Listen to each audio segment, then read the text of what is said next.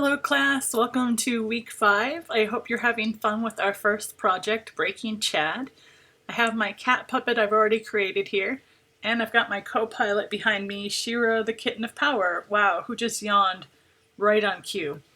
So she has it really hard working from home, but I think cats do that all the time. So I'm pretty much done with my puppet here. In the last class I talked about lip syncing from a pre-recorded audio file. I had imported the sound, the MP3. This might look a little different because I actually created some subfolders to hide and organize some content. So right next to the new scene button, there's just a new little folder button that you can use. So if I want to make a folder called audio, I can drag my MP3 in there. Maybe not as useful when there's one, but if we have several tracks, that would be ideal. So if I just play a little bit of this back. So I did that in the last class where I uploaded that MP3 and then used my own head to control the eyes and eyebrows and everything else. This class, I really just want to talk about finishing touches, specifically with the dragger handles, which you can also do Dangle with. So handles are all the same tool. You can just choose different attributes based on what you want. So if I move my head back and forth here, you can see that the fur on this side of the face and the top of the head is kind of wiggling. And I can look at this more exaggerated by going to the physics drop down over under properties. And if I increase the gravity strength, you can see those things kind of being pulled here. And I've got gravity direction already changed, but it looks very heavy with this increased gravity strength. Remember, anytime you change a property, you can just X out of it to go back to the default. But if I move my head, you can see a little bit of bounce there. We might want to increase the gravity a little bit, or decrease it as it were. And then we also have squashiness and stiffness. So we can reduce or increase the squashiness to also change kind of the bounce of those parts. Now I love this because one, it's fun to have the physics apply, but two, it will actually go in and already add to animation I've done already. I'm going to mute our audio track. And so if I play this back, you can actually see that those bits are dangling, like at the top of the head as well, even though those weren't set when we recorded. So it's just another example of how malleable Character Animator is, and how when you make changes, it will update throughout the puppet, whether those changes are in Illustrator with the original, or whether they're within Character Animator as well. Speaking of changes, you might notice that I added a few whiskers. I just created a whisker layer that has them all on it. I'm going to talk about that in just a little bit here. But going back to Character Animator, I want to add the dangle to the other side of the face to show you how you can add it to your puppet as well if you'd like to. So I'm just going to click on my Rig Mode tab. And I want to click on the layer I'm going to be applying this to. I can click specifically on face background, or I can actually just click on head to include everything. It depends on if it's something specific or not. And you can see that when you select those layers, you get this mesh that appears. If you don't see the mesh, you just have this little icon down at the bottom that says Show Mesh. You could turn it off if it's distracting, and you could also show the outline for handles. So you just have a few visuals that you can turn on and off. If you've used the Puppet tool in After Effects, this mesh is extremely similar, or really any kind of transformation mesh. I have this layer selected. You can see on this side I already have a fixed point near the face, and then a dangle point near the cheeks. So same thing up here. You want to have 2 points, and that's true for most features. If I use my tool here, so there's not a lot of tools in Character Animator because it's expecting that you have these assets created already. So we have our selection tool, our move tool, our zoom tool, and then everything to the right here, with the exception of stick, is really just a variation of the handle tool. And if I click with this, it doesn't have anything currently assigned to it. This is the default tool. But if we look over to the right, it's brought up handle. And we can actually assign these handles as different parts of the body, which is going to be crucial when we do walk cycles. We'll have to add different points throughout the legs and arms to get it to walk properly. Right now, we really just want to look at these options down here. So under physics, we can have it set to dangle or magnet, which we'll do in an upcoming class. I'll be talking about draggable and fixed today, and then motion lines will be in an upcoming lecture as well, but this is what we saw with that ninja puppet a few lectures ago. And then in addition, you've got breathe and transform, like we saw with that bongo puppet. So we'll be going over all of these in time, but today I'm going to focus on dangle, draggable, and fixed. Now when you use the handle tool and place this point, it's not going to do anything unless you assign a property to it. So dangle is ultimately what we want. We also have draggable and fixed. If you don't have 2 points, let me show you what happens. So if we just set this to dangle, and you can see the word dangle applies to it, just like fixed and dangle are on these. And if I go back into record mode, yeah, the whole half of the face collapses because it doesn't know where to stop. It's just taking that whole side of the face. And I have another cat here that really wants to get on camera, so they know I'm animating a cat, apparently. This is Olive. I don't think you can see her, but her shadow is on me. So if I go back into rig, having this dangle right here, there's nothing to stop it. So if I put another point just past it, closer to the face, and I set that one to fixed, meaning don't become dragged, you can see, or don't become dangled in this point, you could see it added a bunch of mesh to the grid. If I turn that off, it will go away. If you turn on fixed, it just means that there's that much more control there, and it's not going to be changed based on dangle or drag. So if I go back to record now, I still have dangle, but it's not warping as much of the face because of that fixed point. And I'll demonstrate this with drag as well. But back in rig mode, I'm just going to finish this side.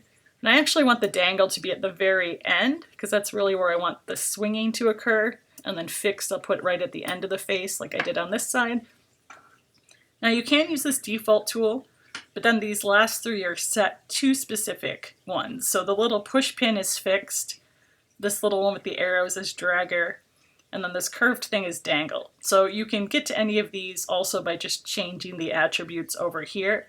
But be mindful, because you can have ones that cancel each other out, like draggable and fixed. So you want to make sure just the specific ones you want are highlighted in yellow.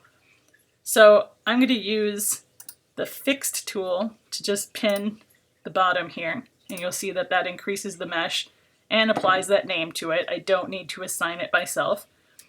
And then if I use dangle, I can just click and place that point, already assigned. And again, that's just different from using the default handle tool, where the default handle tool is going to add just a generic point that doesn't have any properties assigned. So I'm just going to choose dangle for that. And now when we go back into record, you can see that both sides of the face have this movement. And we can increase the squashiness just to make it more obvious and drop the stiffness a little bit. But maybe not that much. But I encourage you to play with these techniques just like I've encouraged you to play with everything within this program. But this can add just a little bit more realism to your characters. Now another thing that could be helpful is drag. So in the ear here, I have a dragging point. So by having this set to dragger, I can go in and make this movement, and I'd be able to record it if I click the record button with the dragger armed. That would be difficult right now since I already have head movement. I would maybe do that beforehand, and it would just inherit the dragged movement already. So let me show you how I did that and just the importance of independent layers. I'm going to go back to rig. And the reason that this ear isn't becoming highlighted when the face is because I made it independent. It has that little crown next to it, and all that really means is that it has its own mesh. It can move independently from everything else. Now, hierarchy-wise, because it's in the head folder, it's going to move at the head regardless. But by having it be independent, when I warp the ear by dragging it, it's not going to affect the head at all because it's a separate piece. And then the fixed point is just choosing where it stops. So if I go back to record here, you can see I can drag the ear, and only the ear is distorted. You really can't control the range, so you just have to be mindful that you don't go too out of control. So let me show you what this looks like if the layer isn't independent. So I'm just going to click on the face background again, in which the right ear, which we haven't worked with, is right here. And I'm going to click on my fixed point tool and add a fixed point right about there. And I'll add the dragger up at the top of the ear. And if I go back to record and pull on that ear, you can see it warps more of the head, whereas this just warps that ear. So it's the benefit of having an independent layer. If that fixed point wasn't there, there'd be nothing protecting the rest of the head from that draggable point. So if I click on that and delete it, which you can do to delete any point, now if I go in and drag, you can see it's going to warp the face. Just like if I changed that to dangle instead, if I went to rig mode, and you could swap out what a handle does. So if I click on draggable, I can actually change it to dangle. I could even have it be both. I'm going to turn off draggable, and I'm going to remove this fixed point because I just want you to see what happens if you don't have it there. But now the face is just kind of, the face is being affected by that. And if I increase the gravity strength, you'll see even more what I'm talking about. That whole side of the face and the ear just kind of drip until it hits a fixed point. So you can see the importance of having a fixed point and an independent layer. So to get this ear to really work properly, I'm going to make it independent by clicking on its crown. That's going to give it its own mesh. And then I'm just going to place my dragging point and my fixed point. Even though I used the draggable tool, I can swap that out. You don't want both of these together because they'll cancel out. Fixed is just fixed, you can't combine it. And then if I go back into record, now when I drag that ear around, it doesn't affect the rest of the head as much. Apparently I still have another point on the face background there. So if I click on face background again, let's just turn that dangle off. And then if we go back to record, we should be all good. And so if I turn my camera back on here, now you can see that as I move my head, we've got those dangly parts, and then I could drag to move the ears. Now, this dragging is also what we use for limbs, like in that bongo puppet, the gorilla I've showed you before. One thing about draggers is that you can choose whether or not they return to the original position. So let me collapse some of these other options here. So if you go to the dragger options, underneath that it says after move. Mine says return to rest. If I said hold in place, like if I wanted the cat to look angry, I can kind of pull the ears out and down, and they would stay that way until I drag them somewhere else. So you have the option of hold in place or return to rest, in which they should go back to where they were originally. You can also change the return duration. So if you drag it and let it go, how slowly does it return back to that point? So you have some really nice customization that you can do here. And in limit range, you actually can turn down how much it drags out. I fibbed before. But sometimes it seems like it stretches for far too long. So if we restrict this to just 54 pixels, yeah, see, it's still doing it. That's what I thought. I have not gotten that limitation to work before, but you know, you just have to be mindful as you animate. So just some other tips that you can add some life to your Breaking Chad puppets. They've been looking great so far. I really appreciate the work I've seen put into these. And then after these are done, we'll start adding, you know, bodies and limbs and all that other good stuff. So let me know if you have any questions, and I look forward to seeing your creations.